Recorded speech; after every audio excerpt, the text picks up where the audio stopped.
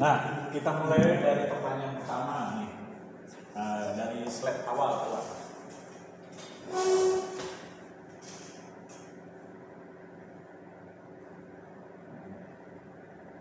Nah, ini misalnya pertanyaan pertama dimulai dari judul. Nah, seperti yang Cindy katakan, mengapa Anda sebagai peneliti tertarik untuk mengambil judul seperti ini? Nah, jawabannya pertama, untuk mengambil judul penelitian seperti ini ada beberapa hal yang saya pertimbangkan, Pak atau Bu. Yang pertama yang saya pertimbangkan adalah melihat dari fenomena. Nah, karena saya menemukan adanya fenomena yang perlu diteliti terhadap berbagai permasalahan yang ditemui, maka fenomena inilah saya angkat sebagai judul dalam penelitian. Di mana judul dalam penelitian ini nantinya saya harus menguraikan terlebih dahulu apa menjadi tema utama. Nah, yang kedua, alasannya karena fenomena ini sudah diketahui Pak atau Bu terhadap permasalahan yang saya akan pecahkan melalui penelitian ilmiah. Nah, saya mengangkat judul ini juga didukung dengan adanya berbagai teori yang saya kumpulkan dan juga literatur serta berbagai artikel dan jurnal untuk mendukung terhadap penulisan karya ilmiah dalam menentukan judul penelitian ini. Nah, alasan ketiga, saya menentukan judul ini dikarenakan, judul ini dikarenakan bahwa judul ini sesuai dengan bidang keilmuan saya, Pak.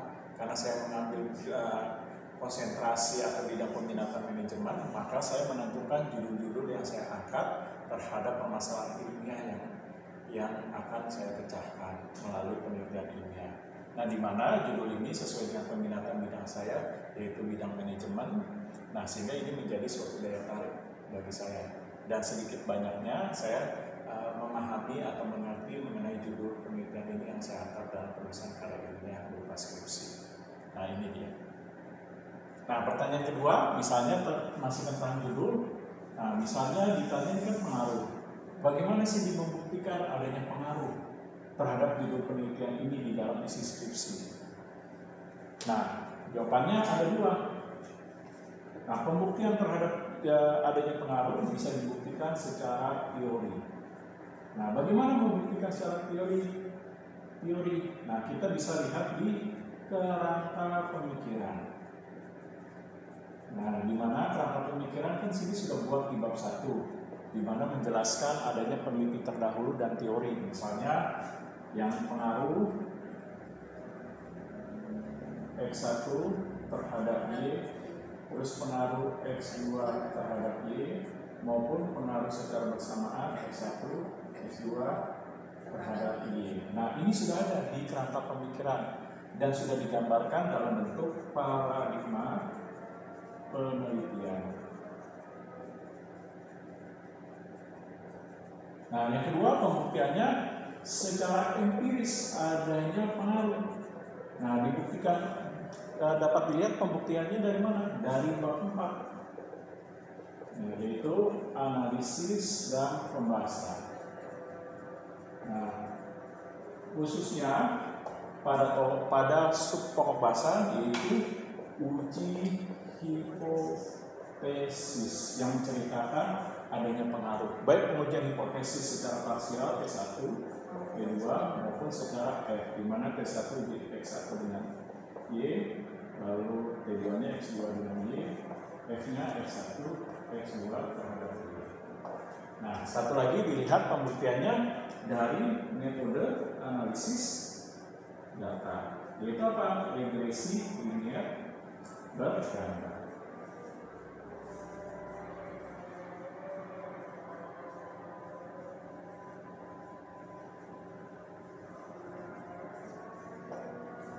Nah, ini dia.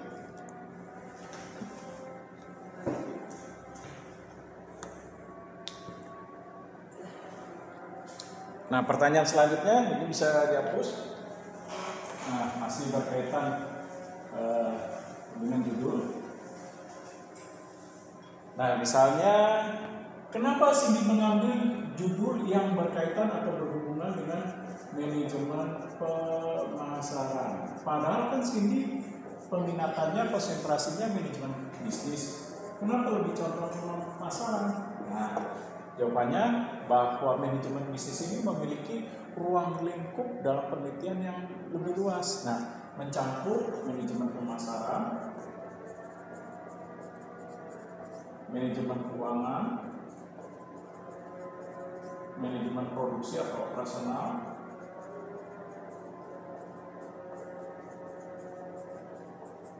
atau manajemen sumber daya manusia. Nah, karena ruang lingkupnya lebih luas, maka manajemen bisnis dapat menentukan mana bidang peminatan di dalam penelitian yang bisa diangkat dalam penelitian berupa karya tulis skripsi. Nah, ini dia jawabannya.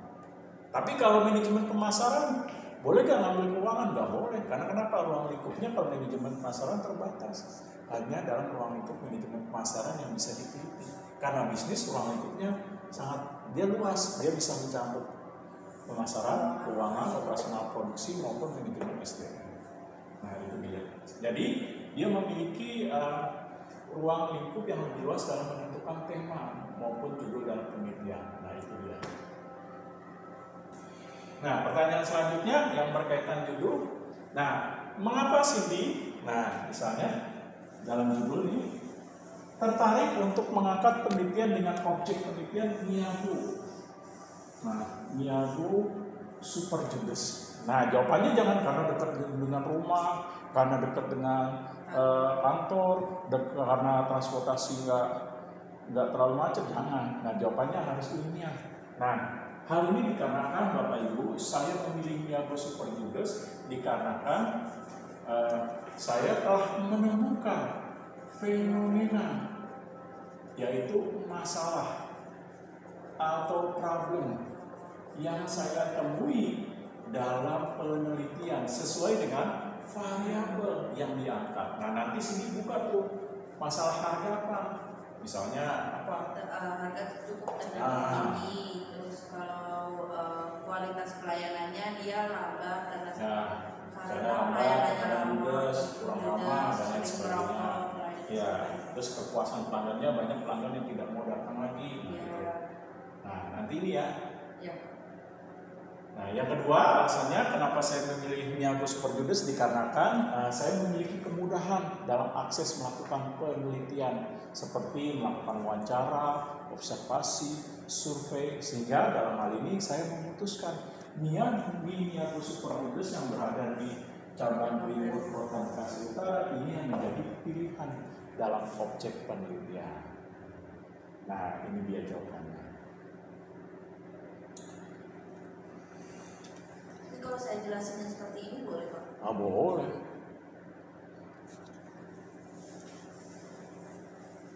Terus nanti penelitian nggak ada yang nanya dong kalau saya jelasin begini. Hah? Ya kalau nanya lebih cepat lebih bagus. Nah, misalnya latar belakang. Nah, pertanyaan mengenai latar belakang. Nah, misalnya bagaimana Cindy bisa memastikan sebagai peneliti bahwa dalam menuliskan latar belakang di bab 1, yaitu pendahuluan, sudah dikatakan benar dan dapat dipertanggungjawabkan. Nah, jawabannya bahwa Bapak atau Ibu penguji bahwa latar belakang yang saya tuliskan dalam bab 1 sudah dikatakan benar dan memenuhi metode atau kaidah metodologi penelitian. Hal ini dibuktikan pertama, saya menjelaskan adanya daya tarik dalam penelitian ilmiah. Nah, daya tarik dalam penelitian ilmiah yang dibuktikan dengan adanya data. Yaitu apa nih? Tentang industri makanan yang terus berkembang dan memberikan kontribusi terhadap pertumbuhan ekonomi yang dinyatakan dengan data 41,4%. Nah, dengan peningkatan industri kreatif 922 triliun pada tahun 2016. Nah, kedua, dalam penulisan karya ilmiah harus menjelaskan mengenai adanya fenomena yang perlu untuk dipecahkan dalam penelitian ilmiah. Di mana fenomena yang angkat itu adalah restoran Miyagu Super Judes cabang Greenwood Kota Bekasi. Nah, Yaitu fenomenanya apa tadi? Harganya terlalu mahal atau relatif lebih tinggi dibanding pesaingnya. Terus kadang pelayanannya kurang baik, apalagi lagi rame, tidak profesional dan lain sebagainya. Terus terkadang ada pembeli yang tidak mau datang lagi karena pernah mengalami kualitas pelayanan yang buruk. Nah, itu dia. Yang ketiga, latar belakang yang saya tuliskan juga didukung dengan adanya teori yang terkait yang memperkuat, menjelaskan mengenai daya tarik dalam fenomena maupun terhadap daya tarik dalam penelitian. Nah, kan ada tuh teorinya, coba lihat di bab 1. Nah, teori-teori apa saja yang digunakan.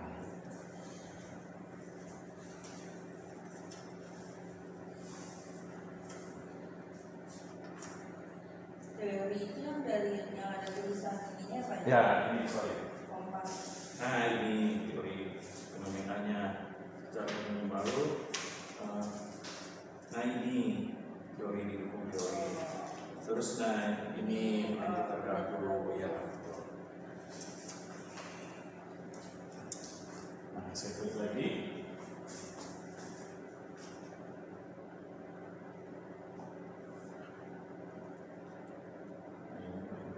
Nah, rumusan masalah. Nah, kalau ditanya misalnya, pertanyaan pertama, bagaimana membuktikan bahwa rumusan masalah ini dapat menjawab adanya pengaruh?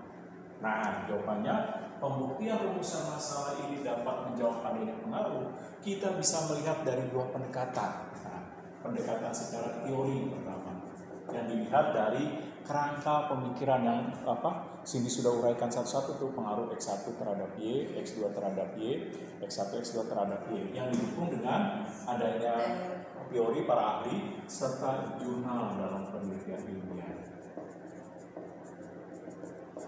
Yang kedua, pembuktiannya bisa dilihat dari hasil bab 4 analisis dan pembahasan, yaitu melihat hasil hipotesis baik uji T1 parsial pertama, parsial kedua maupun uji secara keseluruhan uji F.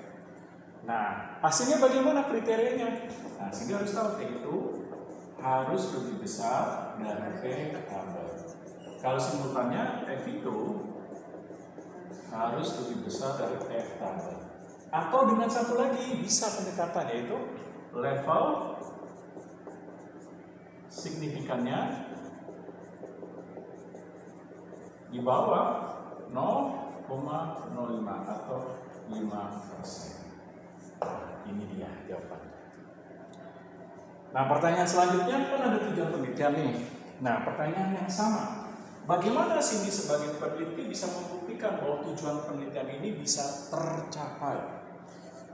Nah, jawabannya bahwa untuk membuktikan bahwa tujuan penelitian ini tercapai, kita bisa melihat dari bab 4. Nah, dalam metodologi penelitian, yaitu dalam topik analisis dan pembahasan. Nah, buktinya apa? Buktinya untuk mengetahui pengaruh secara parsial positif signifikan harga terhadap kepuasan pelanggan pada Miyago Super Judes cabang Greenwood Kota Bekasi, kita bisa lihat dari hasil analisis data berupa regresi.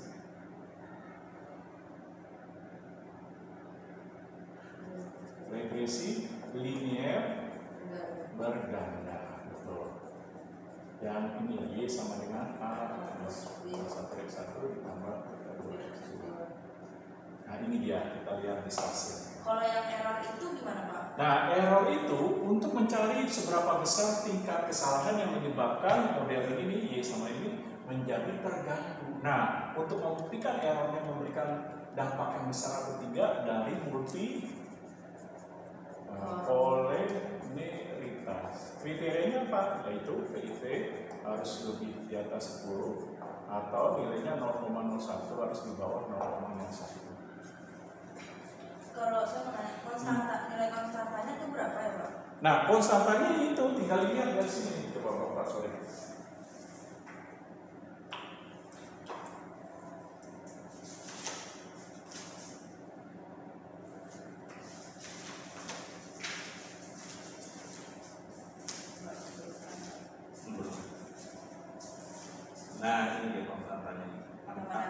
0,941. Kalau yang 0,41 itu bukan kosanta ya? Bukan. Ini koefisien harga. Artinya nilai untuk variabel pertama. Oh, iya. Nah, kalau bawahnya ini dan 0,6 ini untuk nilai koefisien variabel kedua. Berarti dia 5,941 ditambah ini ditambah Iya. itu baru dihasilkan. Iya. Nah, sudah paham? Kalau udah, lanjut lagi. Nah, kalau ditanya, misalnya dalam manfaat penelitian.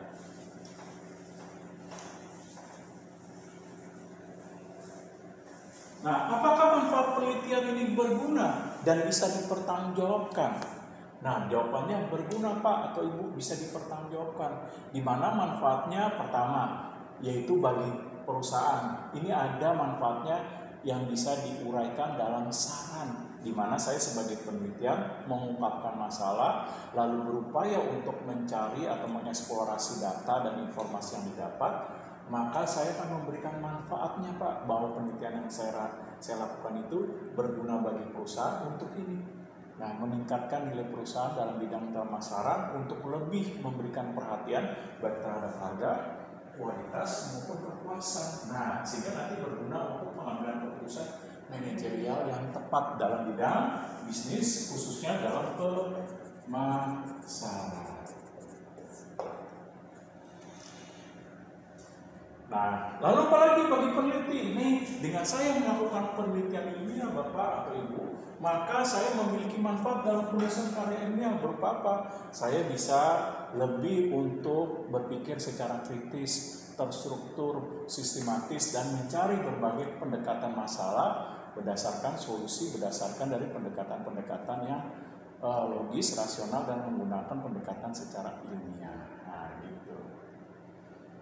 Nah, manfaat selanjutnya ini benar atau tidak? Benar Pak, Bu, untuk kalangan akademis. Nah, saya bisa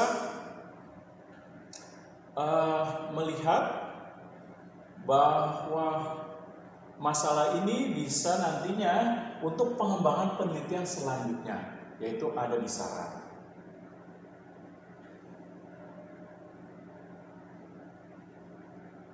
Nah, seperti itu. Nah, coba lihat benar-benar kalau manfaatnya. Takut ada yang salah lagi. Bentar ya.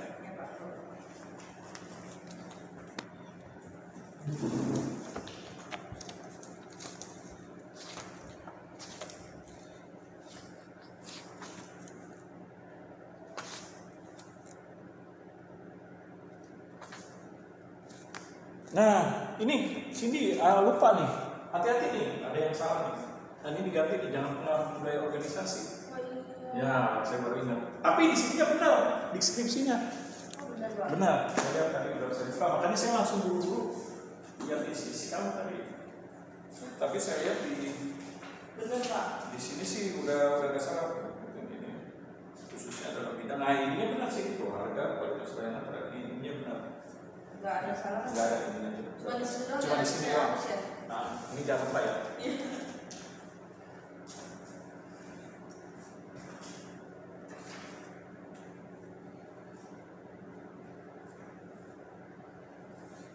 Nah, kalau ditanya, kamu kan sudah buat kerangka pemikiran nih Cindy sebagai peneliti yang dituangkan dalam skripsi bab 1 sebagai paradigma dalam penelitian.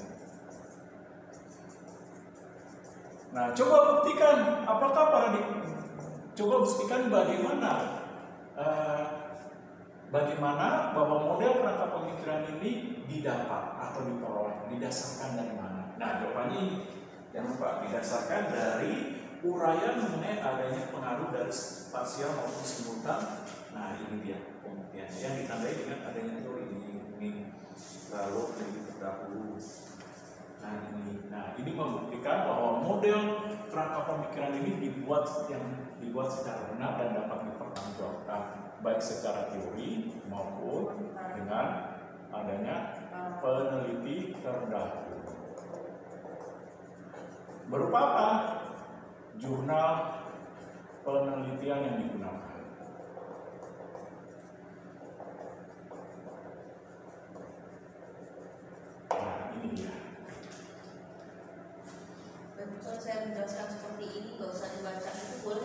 Boleh, silakan. Nanti Bapak anggap aja saya Pak pembahasannya. Ayo, nggak apa-apa.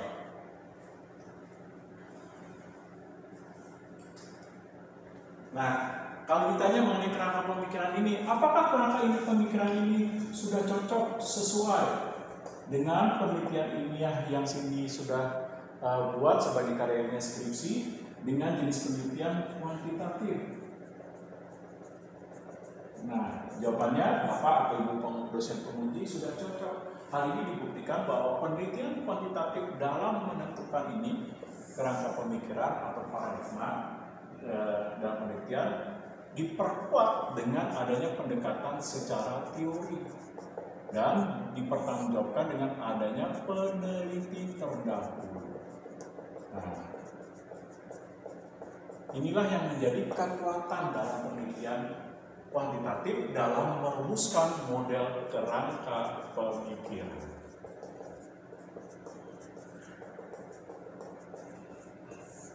Nah, ini dia.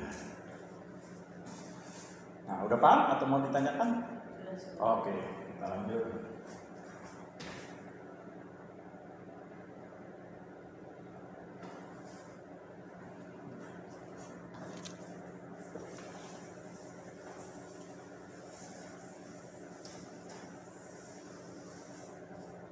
Nah, misalnya ditanya tentang hipotesis. Nah, bagaimana sih membuktikan bahwa pernyataan-pernyataan hipotesis yang sudah dibuat sini, baik pernyataan hipotesis pertama, kedua, dan ketiga, dinyatakan tepat atau benar sebagai pernyataan hipotesis dalam penelitian? Nah, jawabannya sudah benar, Bu. Karena kenapa? Bisa dibuktikan dari dua hal. Yang pertama, dari karakteristik dari hipotesis tersebut. Yang kedua, yang pertama karakteristik, yang kedua dibuktikan bahwa hipotesis ini bersumber dari mana. Nah, karakteristiknya pertama menggunakan kalimat yang tegas, mudah dipahami, sederhana, dan tidak menimbulkan ambigu. Nah, yang kedua, penelitian hipotesis ini dapat dibuktikan sumbernya. Sumbernya dari mana tadi? Yang ada di kerangka pemikiran, yaitu menjelaskan tadi satu-satu. Nah, satu-satu pengaruh harga sama kualitas pelayanan, kepuasan pelanggan, terus pengaruh kepuasan pelanggan terhadap kualitas pelayanan dan secara bersamaan. Nah, ini membuktikan bahwa hipotesis tersebut bersumber dari kerangka pemikiran.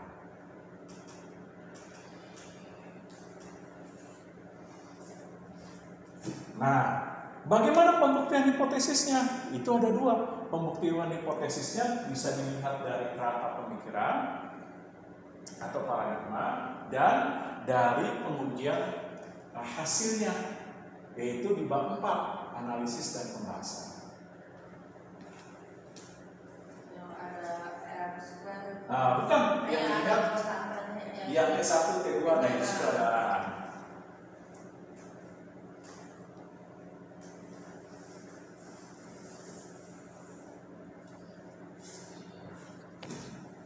Nah, selanjutnya misalnya ditanya tentang teorinya bahwa, nah, mengapa dalam penelitian ini yang perlu menghadirkan teori? Nah, jawabannya Bapak atau Ibu dosen penguji bahwa dalam bab 2 menghadirkan teori karena teori ini memiliki kegunaan dalam memberikan konsep terhadap bangunan atau struktur penelitian dalam bentuk analisis teori yang digunakan untuk memecahkan masalah. Nah, apa buktinya? Itu di saran. Nah, ini kita lihat di sini saran memberikan saran berdasarkan dari analisis konsep masalah, analisis konsep teori yang digunakan untuk memecahkan masalah. Nah, ini dia. Nah, sarannya apa nih? Teorinya ini teori masuk. Nah, terus ada dasar pengambilan keputusan yang ada jadi, nah, berdasarkan kausalitas, nah ini masuk berdasarkan teori. Nah, terus inovasi, nah ini berdasarkan teori. Nah, inilah kegunaan teori yang nantinya sebagai analisis yang digunakan untuk memecahkan masalah yang bisa diuraikan dalam saran. Nah, itu dia. Berarti aku nggak perlu ngejelasin harga itu apa, pelayanan itu apa ya Pak? Ini waktunya cukup. Yang nggak perlu cuma apa-apa, mas. Paling ini aja, misalnya dalam presentasi. Adapun teori-teori yang saya gunakan dalam penelitian ilmiah yang sesuai dengan variabel, di mana terdiri dari 2 variabel bebas dan 1 variabel terikat. 2 variabel bebas itu harga dan pelayanan, serta variabel terikat kepuasan pelanggan. Maka teori-teori tersebut mencakup mengenai hal tersebut dengan adanya penjelasan mengenai pengertian, konsep, dan dimensi dan indikator. Udah, begitu juga boleh. Nah, untuk lebih jelasnya teori-teori apa yang digunakan sudah tertuang Bapak atau Ibu di dalam skripsi yang saya tuliskan di bab 2, yaitu landasan teori atau dunia pustaka.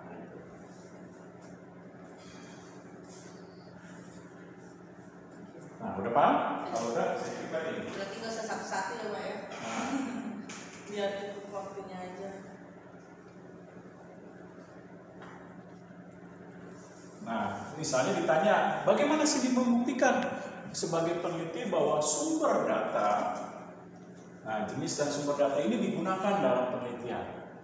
Nah, jawabannya pertama, sumber data ini saya bisa buktikan Pak atau Bu, saya menggunakan sumber data baik primer maupun sekunder. Nah, primernya itu dibuktikan sumber data yang saya peroleh secara langsung dari informasi responden melalui wawancara dalam bentuk kuesioner, serta melakukan interaksi, saya observasi dan survei, berbicara terhadap para karyawan dan manajer restoran di sana untuk mengetahui apakah restoran yang Super Judes cabang Greenwood ini memiliki masalah dalam penelitian, baik masalah terhadap harga, kualitas pelayanan maupun kepuasan pelanggan. Nah, yang kedua, sekunder. Nah, saya mengambil data sekunder. Apa buktinya? Ya, buktinya itu terlihat dari, pertama bisa dilihat dari profil perusahaan, struktur organisasi. Nah, lalu melihat berbagai permasalahan dan data-data yang diperlukan di bab 1 seperti menu harga. Nah, itu kan data sekunder. Terus buktinya apa bahwa dalam penelitian yang saya lakukan juga mengungkapkan jenis data. Nah, Bapak atau Ibu dosen penguji, saya mengungkapkan jenis data yang bisa saya buktikan. Nah, yaitu baik kuantitatif maupun kualitatif. Nah, kuantitatif apa? Dibuktikan di bab 4, yang dimana data tersebut berupa hasil olah data menggunakan metode statistik dengan alat bantu SPSS. Betul. Nah, kualitatifnya apa? Yaitu data tersebut bisa diuraikan dalam bentuk informasi wawancara. Selain itu dari fenomena masalah, yang dimana saya melakukan observasi dan survei. Nah, lalu apalagi ada di bab 4, jadi datanya saya juga uraikan nih. Nah, sini bab 4. Nah, contohnya seperti ini. Nah, deskripsi data kualitas pelayanan berdasarkan survei observasi dan wawancara. Nah, ini secara kualitatif. Nah, ya. Nah, sehingga bisa dibuktikan. Terus kalau ditanya teknik pengumpulan data, apa benar nih? Semua teknik pengumpulan data sini digunakan dalam penelitian ilmiah? Iya Bu. Buktinya apa? Pertama, nah wawancara saya menggunakan kuesioner, ada di lampiran Bu yang bisa Ibu lihat, di mana kuesioner tersebut kuesioner tertutup, di mana saya memberikan jawaban terbatas terhadap responden yang hanya terdiri dari 5 Ibu sangat setuju, ragu-ragu, tidak setuju, dan sangat tidak setuju menggunakan skala Likert. Nah, yang selanjutnya dokumentasi. Apa buktinya ada dokumentasi? Nah, dokumentasi yang saya buktikan saya ambil mengenai dokumentasi mengenai profil perusahaan maupun struktur organisasi beserta tugas dan kewenangannya. Nah, selanjutnya kajian pustaka. Bagaimana membuktikan bahwa benar teknik pengumpulan data menggunakan kajian pustaka? Benar Bu, adanya dibuktikan di bab 2. Teori-teori yang saya kumpulkan menjadi tinjauan pustaka atau landasan teori. Nah, kalau observasi dan survei, apa yang membuktikan? Nah, membuktikan observasi dan survei saya mengumpulkan data dari bab 1, adanya fenomena. Dan saya mengungkapkan mengenai bagaimana data dari observasi dan survei saya melakukan lebih dalam dengan menguraikan yang sesuai dengan teori berdasarkan indikator. Nah, yaitu ada di bab 4 nih.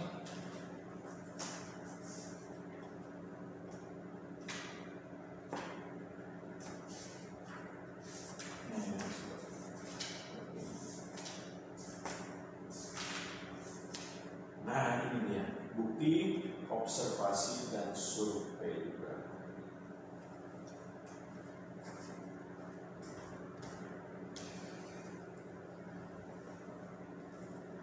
Nah, saya stop dulu. Ada pertanyaan nggak kira-kira? Atau terlalu cepat?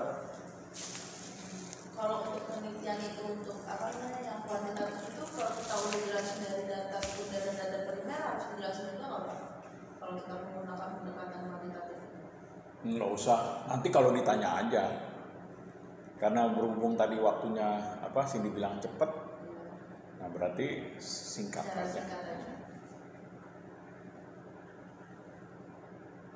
Nah, terus juga nih, tadi saya udah singgung. Nah, kenapa memilih ini? Jangan lupa ya, ini terkait. Itu karena tadi saya menemukan masalah di fenomena. Terus dalam hal tersebut saya dimudahkan untuk melakukan penelitian dalam mengakses berbagai hal yang diperlukan, baik observasi, survei, dan wawancara, sehingga saya memutuskan bahwa restoran Niagara Kudus menjadi objek dalam penelitian.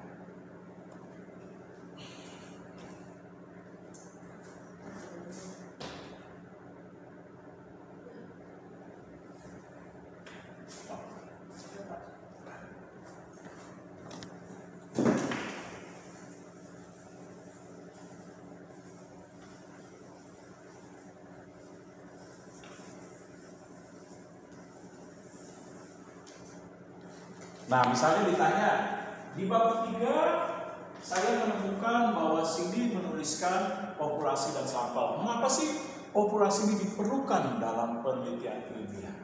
Seperti menuliskan karya tulis berupa skripsi. Jawabannya, populasi diperlukan dalam penulisan karya ilmiah supaya terfokus terhadap penelitian ilmiah berupa subjek yang dipilih secara tepat untuk menggali berbagai informasi yang dibutuhkan dalam menjawab permasalahan dalam penelitian yang ditemukan melalui fenomena dalam penelitian. Maka dari itu, populasi sangat penting. Nah, di mana nanti saya sebagai penelitian menentukan bagaimana karakteristik populasi. Nah, karakteristik populasi yang saya gunakan itu apa? Yaitu populasi baik pria, wanita, dewasa, muda, orang tua, yaitu yang berkunjung atau datang ke restoran Niagara.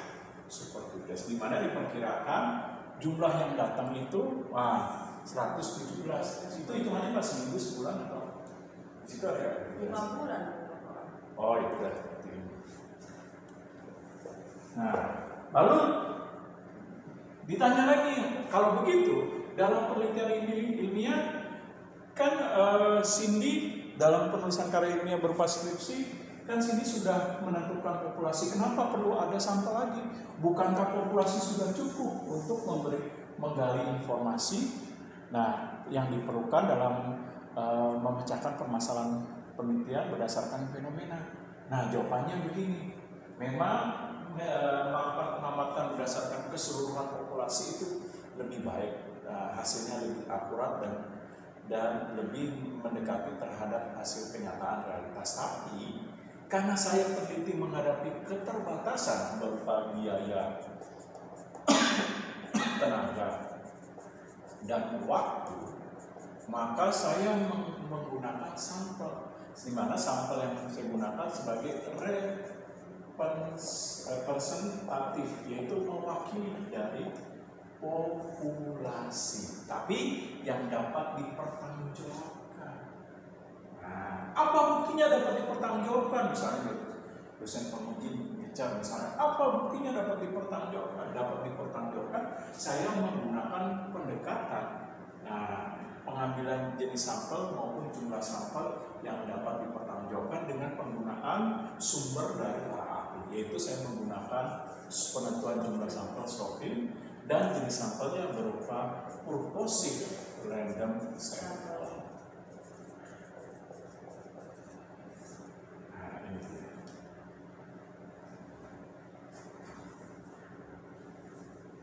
Nah, kalau ditanya, kamu harus ingat ya maknanya purposive random sample itu pengambilan sampel secara acak, tapi peneliti telah menentukan maksud dan tujuannya. Seperti, purposive-nya apa? Siapa saja sampel yang datang ke restorannya itu yang akan dijadikan penelitian untuk digali informasinya dalam melakukan wawancara dalam bentuk questionnaire. Siapa Pak? Nah, kalau ditanya di dalam sloping rumusnya bagaimana? Harus ingat ya, yang N besar, N kecil, N plus N kalau nggak salah di sini tambah kali ya? Ya, N plus. Kalau nggak salah gini ya? Kalau saya lupa. Saya lupa sih.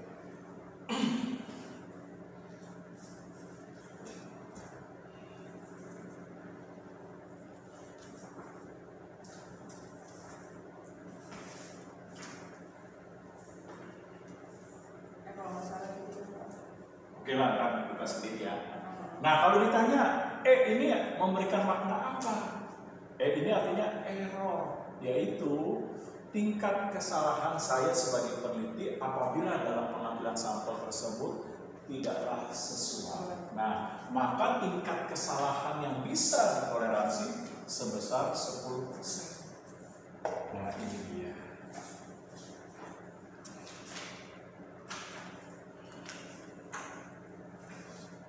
Nah, kalau ditanya lebih lanjut, error 10% ini apakah berlaku untuk seluruh disiplin ilmu pengetahuan dalam melakukan penelitian? Tidak.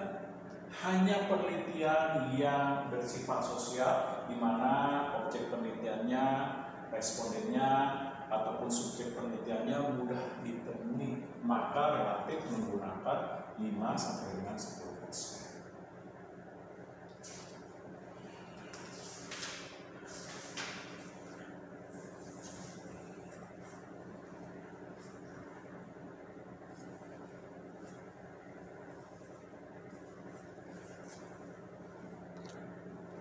Hipotesis itu masuknya ke bab 4 ya sih Pak yang ini?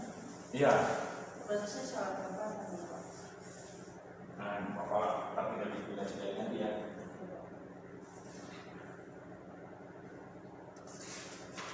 Nah, kalau nggak saya bahas ini dulu deh sekali. Nah,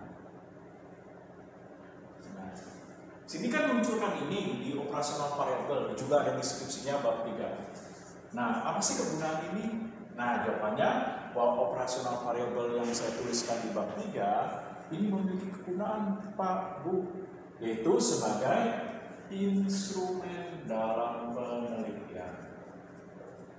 Di mana instrumen dalam penelitian ini saya gunakan sebagai dasar dalam pembuatan kuesioner.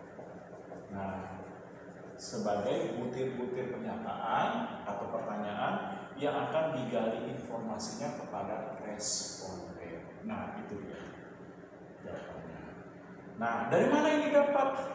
Saya ditanya. Operasional variabel didapat dari kajian teori yang saya sudah uraikan di bab 2, yaitu pada dimensi atau indikator. Nah, itu dia. Selanjutnya, kenapa sih perlu ini?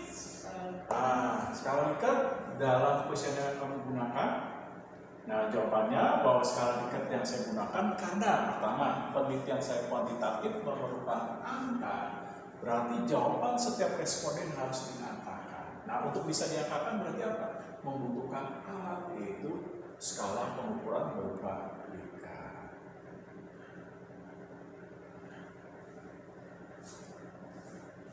Nah, misalnya ditanya lagi mengenai Likert, kenapa Likertnya menggunakan 1-5? Kenapa enggak 1-7 atau 8? Bukankah ini lebih akurat dalam menentukan titik ekstrimnya, sangat buruk atau sangat tidak setuju sampai sangat setujunya. Nah, jawabannya saya menggunakan 1-5 dalam skala Likert karena pertama, skala Likert tersebut simple, mudah dan sederhana untuk digunakan sebagai skala pengukuran.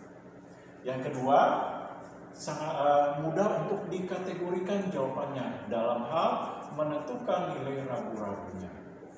Nah, yang ketiga, mudah untuk dikarakteristikan. Nah,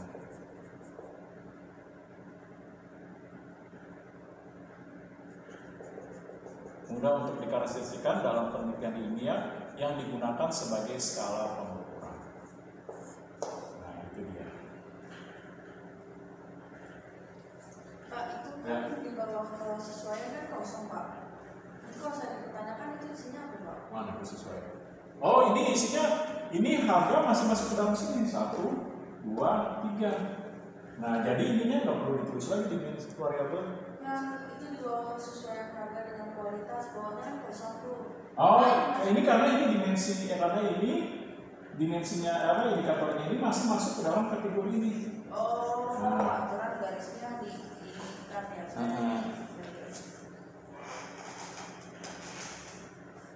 Nah, udah paham belum? Sudah. Oke, saya tutup lagi ya. Nah, baru kita bahas hipotesis.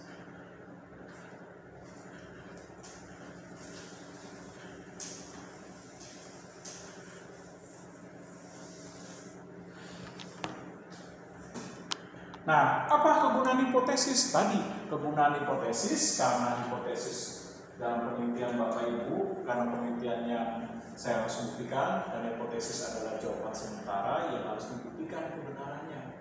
Nah, bagaimana pembuktian kebenarannya? Misalnya secara ada dua tadi, baik secara teori maupun secara empiris. Teori kita bisa lihat dalam paradigma dan kerangka penelitian, kerangka pola pemikiran.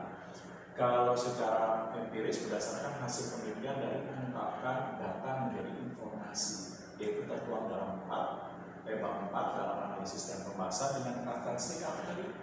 Yaitu harus lebih besar dari variabel atau nilai level signifikannya di bawah 0,5 atau 5%. Nah, ini dia.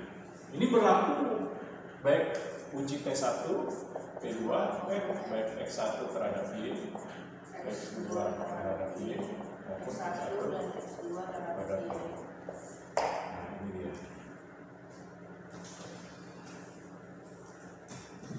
Nah, misalnya dosennya menggali informasi yang lebih dalam. Nah, sini kan menggunakan ini nih, koefisien alfa 0,05 atau 5%. Nah, kalau ditanya apa sih arti dan makna 0,05 atau 5%? Nah, maknanya Pak, Bu, maknanya bahwa dalam hipotesis saya memilih sebagai peneliti, saya memiliki keyakinan bahwa hipotesis saya terjawab atau adanya pengaruh sebesar 95% derajat kepercayaan saya. Tetapi tingkat keraguan saya bahwa hipotesis tersebut tidak terjawab hanya 5%. Nah, timbul pertanyaan baru. Kalau begitu, apakah ini berlaku untuk seluruh ilmu pengetahuan dalam melakukan penelitian? Tidak. Nah, 5% ini biasanya atau 5-10% biasanya berlaku untuk penelitian ilmu sosial yang mudah ditemui, respondennya mudah diamati, dan objek penelitiannya relatif mudah ditemui juga, seperti ilmu manajemen. Tapi kalau objek penelitiannya sulit, teorinya sulit, respondennya sulit ditemui, biasanya koefisien alfanya tinggi, seperti ilmu arkeologi atau antropologi. Nah, dia bisa menggunakan koefisien alfanya 50% ya. Nah, apa buktinya? Contoh, dalam penggalian candi, kan respondennya udah meninggal semua. Misalnya, Candi Borobudur itu didirikan zaman Mataram Kuno, kira-kira tahun berapa? Kan respondennya udah meninggal, rajanya udah mati, prajuritnya udah mati, masyarakat zaman situ juga udah mati. Bagaimana melakukan wawancara? Nah, mereka hanya berdasarkan penelitiannya apa? Ya dari prasasti-prasastinya itu tulisan. Nah, yang tulisan di batu. Nah, itu kan tingkat kesalahannya tinggi karena apa? Terbatas peralatan data. Nah itu kayak misalnya penelitian arkeologi. Contoh kayak menemukan tulang manusia itu manusia purba paling fosil, paling hanya peneliti atau ahli di bidang arkeologi mereka hanya bilang memperkirakan bahwa manusia purba jenis ini kira-kira misalnya 1500 juta tahun yang lalu. Nah itu kan diperkirakan, berarti tingkat errornya tinggi. Karena kenapa? Manusia purba udah mati. Nah gimana wawancaranya? Nah, karena keterbatasan terhadap data, akhirnya tingkat alfanya tinggi. Nah, terus kalau contoh yang lain seperti ini, ilmu kedokteran, nah ilmu eksak seperti obat-obat, seperti ilmu kimia, kedokteran, nah itu tingkat alfanya harus 0%. Karena kenapa? Kalau pakai 5 atau 10% tingkat kegagalannya sangat tinggi.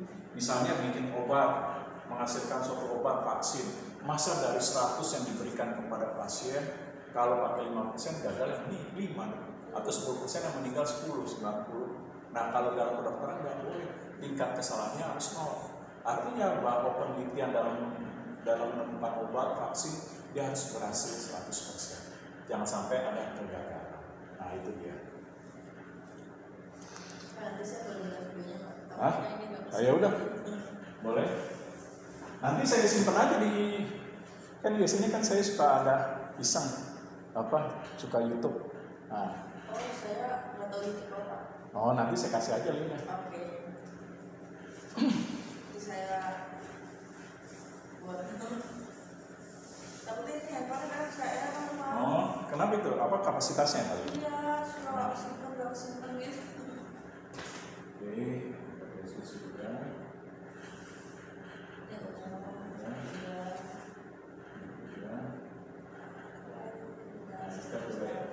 Ini berarti saya nggak usah dimasukin aja Pak, biar kurangin ya Pak. Kenapa? Ini nggak usah dimasukin aja. Ya udah nggak apa-apa. Kan tadi kita udah jelasin di awal. Nggak usah. Berarti ini 2. Ya. Ini juga buang kali Pak. Nah ini nggak usah nih. Langsung ke sebelah. Langsung aja. Oke. Ya. Nah, kenapa ini diperlukan dalam penelitian ilmiah? Nah, jawabannya untuk bisa memastikan Bapak atau Ibu bahwa kuesioner yang saya sudah buat dapat dipertanggungjawabkan. Sehingga instrumen dalam penelitian berarti saya menggunakan pengukuran yang tepat. Nah, dari setiap butir pernyataan atau pertanyaan yang saya buat dalam kuesioner. Nah, kalau ditanya kalau begitu validitasnya tersebut kriterianya bagaimana? Nah, kriterianya harus dilihat dari R tabel dan R. Nah, jangan lupa R hitung. R hitungnya harus lebih besar. Nah, itu dia. Apa R sih Pak? Hah? R. Oke. Saya klik tadi ya. Nah, kalau tadi validitas, kalau realitas gunanya apa? Untuk menguji apakah kuesioner yang saya buat dalam setiap butir pernyataan atau pertanyaan yang didasarkan pada operasional variabel sebagai instrumen penelitian ilmiah, apakah memiliki nilai kekonsistenan. Nah, sehingga tepat digunakan sebagai alat ukur dalam penelitian. Nah, kriterianya alat ukur dalam penelitian yang benar apa nih? Menggunakan koefisien alfa Cronbach. Nah, ini teorinya berbeda-beda. Ada yang buku Sugiono 0,60. Kalau buku Gojali, nah itu pakai 0,70. Nah, tergantung kan pendekatannya mana. Nah, itu mau pakai buku Sugiono atau Gojali. Kalau Gojali 0,70. Nah, sini lihat aja dari skripsinya di bab 3. Nah, dia pakai apa pendekatannya?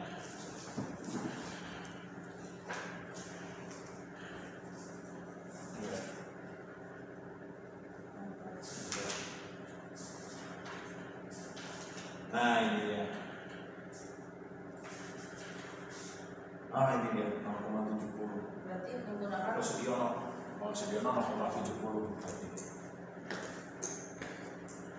Ini dia. Nah, pertanyaannya selanjutnya, kalau dua-duanya nih rehabilitas dan validitas dinyatakan baik, tepat, berarti apa? Layak kuesionernya digunakan. Karena alat ukur dan pengukurannya sudah tepat dapat dipertanggungjawabkan. Nah, itu dia.